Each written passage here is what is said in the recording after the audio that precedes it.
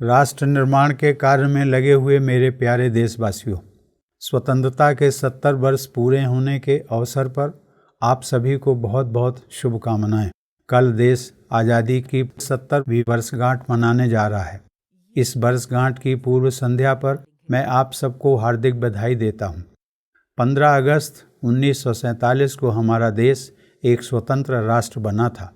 संप्रभुता पाने के साथ साथ उसी दिन से देश की नियति तय करने की जिम्मेदारी भी ब्रिटिश हुकूमत के हाथों से निकलकर हम भारतवासियों के पास आ गई थी।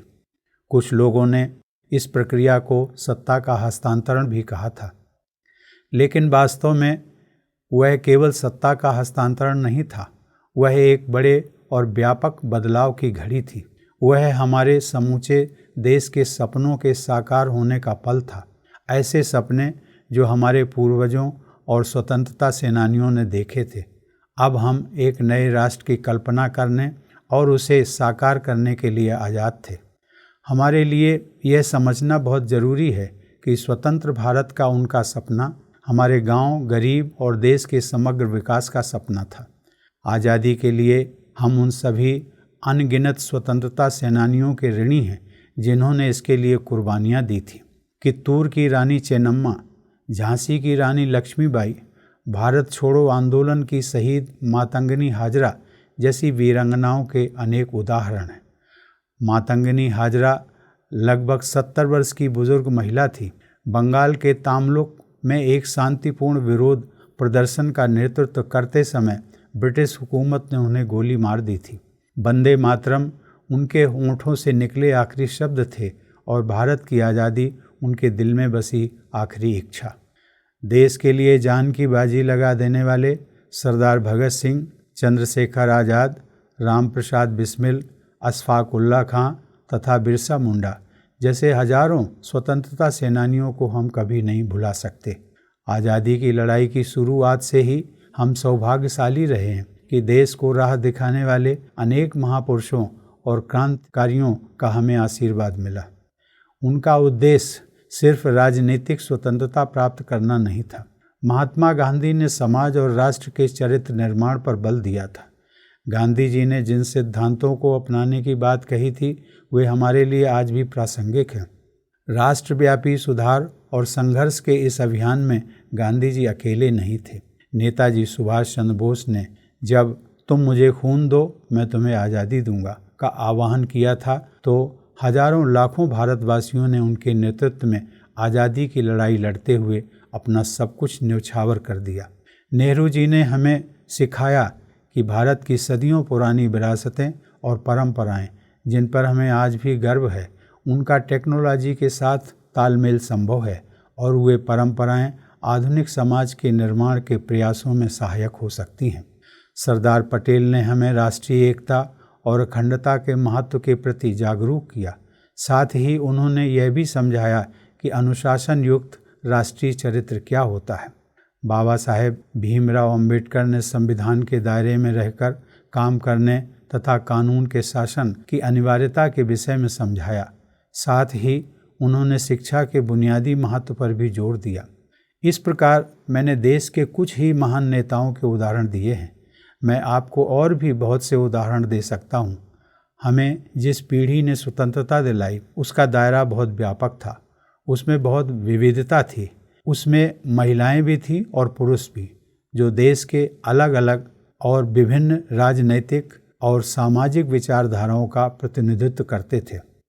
आज देश के लिए अपने जीवन का बलिदान करने वाले ऐसे वीर स्वतंत्रता सेनानियों से प्रेरणा लेकर आगे बढ़ने का समय है। आज देश के लिए कुछ कर गुजरने की उसी भावना के साथ राष्ट्र निर्माण में सतत जुटे रहने का समय है। नैतिकता पर आधारित नीतियों और योजनाओं को लागू करने पर उनका जोर, एकता और अनुशासन में उनका दृढ़ विश्वास, विरासत और विज्ञान के समन्वय में उनकी आस्था, विधि के अनुसार शासन और शिक्षा को प्रोत्साहन, इन सभी के मूल में नागरिकों और सरकार के बीच साझेदारी की अवधारणा थी। यही साझेदारी हमारे राष्ट्र निर्माण का आधार रही है।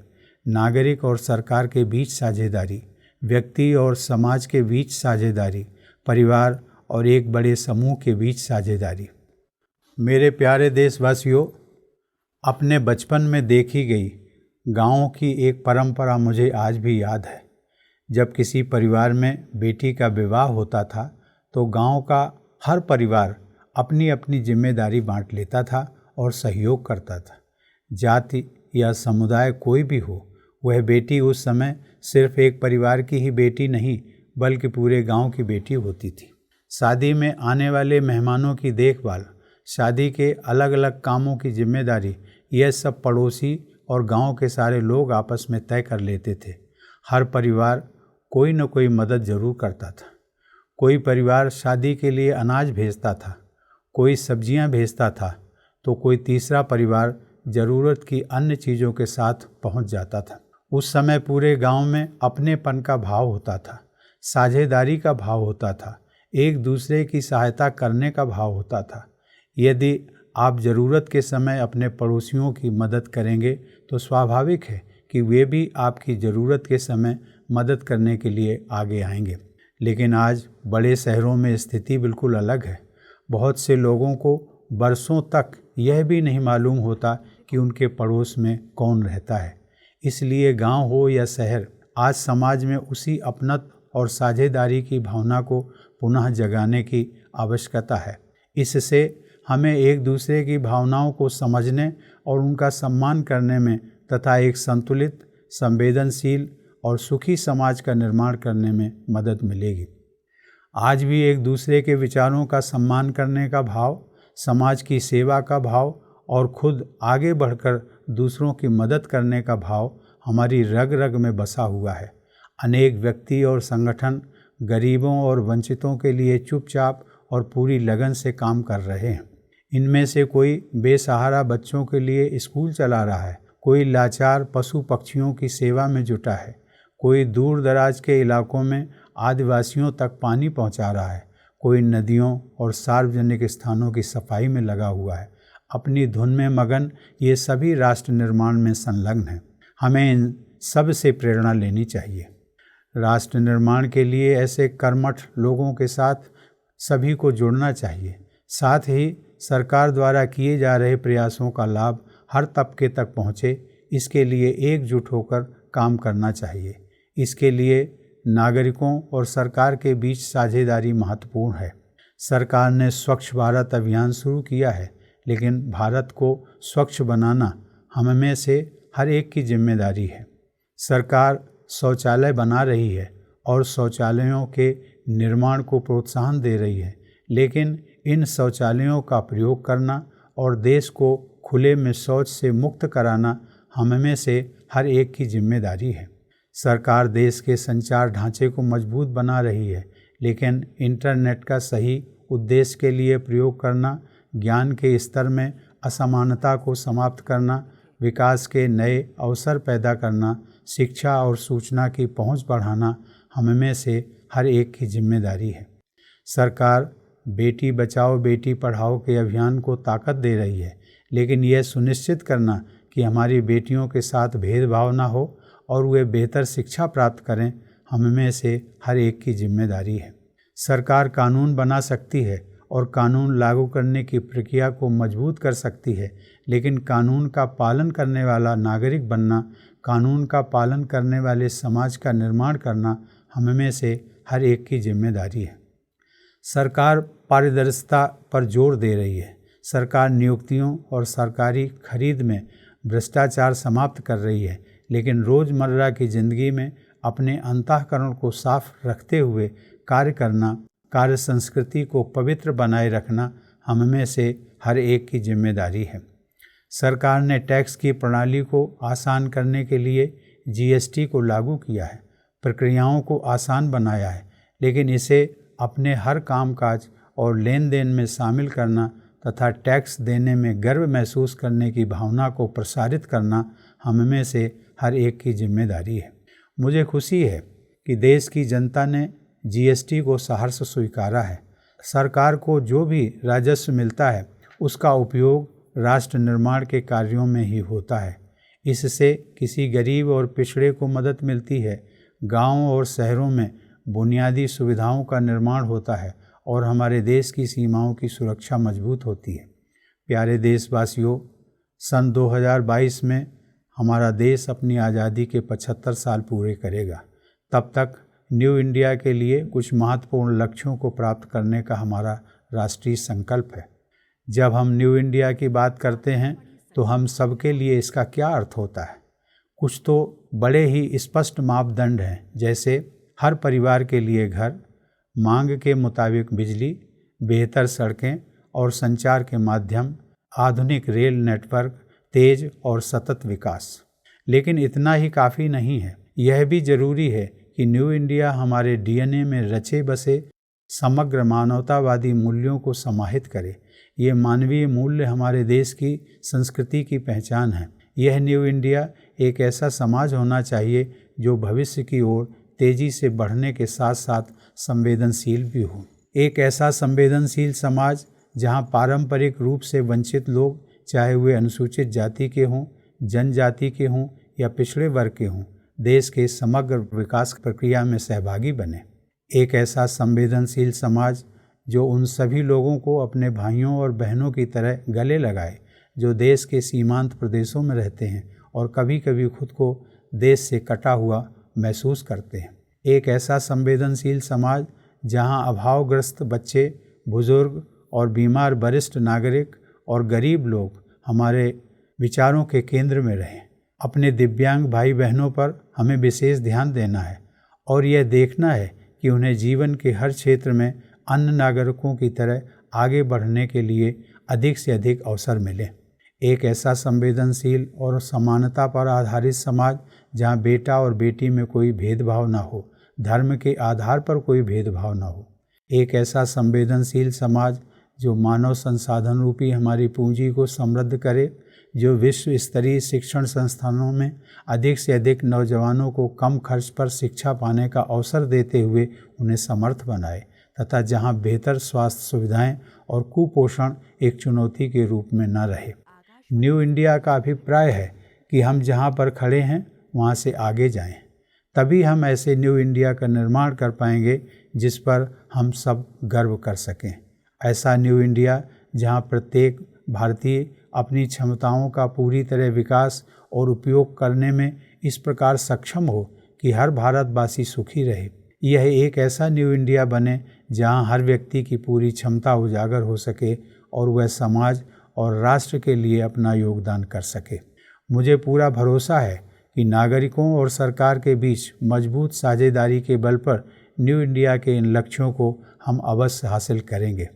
नोटबंदी के समय जिस तरह आपने असीम धैर्य का परिचय देते हुए काले धन और भ्रष्टाचार के खिलाफ कार्रवाई का समर्थन किया, वह एक जिम्मेदार और संवेदनशील समाज का ही प्रतिबिंब है। नोटबंदी के बाद से देश में ईमानदारी की प्रवृत्ति को बढ़ावा मिला है। ईमानदारी की भावना दिन प्रतिदिन और मजबूत हो, इसके लिए हमें लगातार प्रयास करते रहना होगा। मेरे प्यारे देशवासियों, आधुनिक टेक्नोलॉजी को ज़्यादा से ज़्यादा प्रयोग में लाने की आवश्यकता है। हमें अपने देशवासियों को सशक्त बनाने के लिए टेक्नोलॉजी का प्रयोग करना ही होगा, ताकि एक ही पीढ़ी के दौरान गरीबी को मिटाने का लक्ष्य हासिल किया जा सके। न्यू इंडिया में गरीबी के लिए कोई गुंजाइश नहीं है। आज पूरी दुनिया भारत को सम्मान से देखती है। जलवायु परिवर्तन, प्राकृतिक आपदाओं, आपसी टकराव, मानवीय संकटों और आतंकवाद जैसी कई अंतर्राष्ट्रीय चुनौतियों से निपटने में विश्व पटल पर भारत अहम भूमिका निभा रहा है। विश्व समुदाय की दृष्टि में भारत के सम्मान को और बढ़ाने का एक अवसर है सन 2020 में टोक्यो में होने वाले ओलंपिक खेलों में भारत के प्रदर्शन को प्रभावशाली बनाना। अब से लगभग 3 सालों में हासिल किए जाने वाले इस उद्देश्य को एक राष्ट्रीय मिशन के रूप में लेना चाहिए। सरकारें, खेलकूद से जुड़े संस्थान तथा व्यावसायिक प्रतिष्ठान एकजुट होकर प्रतिभाशाली खिलाड़ियों को आगे लाने, उन्हें विश्व स्तर की सुविधाएं और प्रशिक्षण उपलब्ध कराने में इस तरह से लग जाएं जिससे खिलाड़ियों को अधिक से अधिक सफलता मिल सके। चाहे हम देश में रहें या विदेश में, देश के नागरिक और भारत की संतान होने के नाते हमें हर पल अपने आप से ये सवाल पूछते रहना चाहिए कि हम अपने राष्ट्र का गौरव कैसे बढ़ा सकते हैं। प्यारे देशवासियों, अपने परिवार के बारे में सोचना स्वाभाविक है, लेकिन साथ साथ हमें अपने समग्र समाज के बारे में भी सोचना चाहिए। हमें अपने अंतर्मन की उस आवाज़ पर ज़रूर ध्यान देना चाहिए जो हमसे थोड़ा और अधिक निस्वार्थ होने के लिए कहती है। कर्तव्य पालन से कहीं आगे बढ़ते हुए हमें और अधिक कुछ करने के लिए पुकारती है। अपने बच्चे का लालन पालन करने वाली माँ केवल अपना कर्तव्य नहीं निभाती, वह अद्वितीय समर्पण और निष्ठा का ऐसा उदाहरण प्रस्तुत करती है जिसे शब्दों में व्यक्त करना संभव नहीं है। तपते हुए रेगिस्तानों और ठंडे पहाड़ों की ऊंचाइयों पर हमारी सीमाओं की रक्षा करने वाले हमारे सैनिक केवल अपने कर्तव्य का ही पालन नहीं करते, बल्कि निस्वार्थ भाव से देश की सेवा करते हैं। आतंकवाद और अपराध से मुकाबला करने के लिए मौत को ललकारते हुए हमें सुरक्षित रखने वाले हमारे पुलिस और अर्धसैनिक बलों के जवान केवल अपने कर्तव्य का ही पालन नहीं करते, बल्कि निस्वार्थ भाव से देश की सेवा करते हैं। हमारे किसान देश के किसी दूसरे कोने में रहने वाले अपने उन देशवासियों का पेट भरने के लिए जिन्हें उन्होंने कभी देखा तक नहीं है, बेहद मुश्किल हालात में कड़ी मेहनत करते हैं। वे किसान सिर्फ अपना काम ही नहीं करते, बल्कि निस्वार्थ भाव से देश की सेवा करते हैं। प्राकृतिक आपदाओं के बाद राहत और बचाव के काम में दिन रात जुटे रहने वाले संवेदनशील नागरिक, स्वयंसेवी संस्थाओं से जुड़े लोग, सरकारी एजेंसियों में काम करने वाले कर्मचारी केवल अपनी जिम्मेदारी नहीं निभा रहे होते, बल्कि वे निस्वार्थ भाव से देश की सेवा करते हैं। क्या हम सब देश की निस्वार्थ सेवा के इस भाव को आत्मसात नहीं कर सकते? मुझे विश्वास है कि हम यह अवश्य कर सकते हैं और हमने ऐसा किया भी है। प्रधानमंत्री की एक अपील पर 1 करोड़ से ज़्यादा परिवारों ने अपनी इच्छा से एलपीजी पर मिलने वाली सब्सिडी छोड़ दी। ऐसा उन परिवारों ने इसलिए किया ताकि एक गरीब के परिवार की रसोई तक गैस सिलेंडर पहुंच सके और उस परिवार की बहू बेटियां मिट्टी के चूल्हे के धुएं से होने वाले आँख और फेफड़े की बीमारियों से बच सकें। मैं सब्सिडी का त्याग करने वाले ऐसे परिवारों को नमन करता हूँ। उन्होंने जो किया वह किसी कानून या सरकारी आदेश का पालन नहीं था। उनके इस फैसले के पीछे उनके अंतर्मन की आवाज़ थी। हमें ऐसे परिवारों से प्रेरणा लेनी चाहिए। हम में से हर एक को समाज में योगदान करने के तरीके खोजते रहना चाहिए। हम में से हर एक को कोई एक ऐसा काम चुनना चाहिए जिससे किसी गरीब की ज़िंदगी में बदलाव आ सके। राष्ट्र निर्माण के लिए सबसे ज़रूरी है कि हम अपनी भावी पीढ़ी पर पूरा ध्यान दें।